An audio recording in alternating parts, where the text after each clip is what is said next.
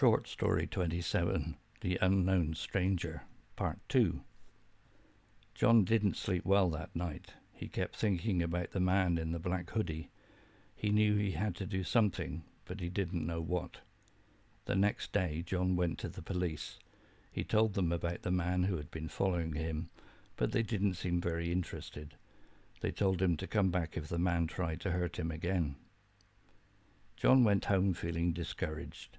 He didn't know what to do. He was afraid to go out, but he couldn't stay cooped up in his house forever.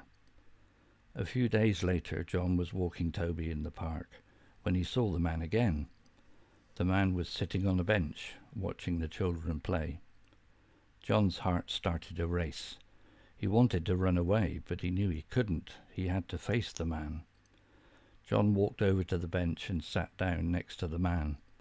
"What do you want?" John asked. The man turned to look at John. His eyes were cold and empty. "I want what's mine," the man said. "I don't know what you're talking about," John said. "Oh, I think you do," the man said. "You know what you did." John shook his head. "I didn't do anything," he said.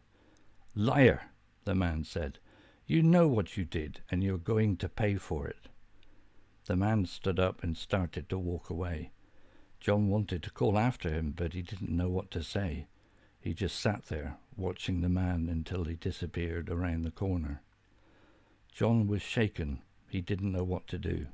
He didn't know what the man was talking about, but he knew the man was dangerous. John decided to go to the library and see if he could find anything about the man. He searched through the newspapers and online databases, but he couldn't find anything. John was starting to lose hope. He didn't know who to turn to. He was all alone.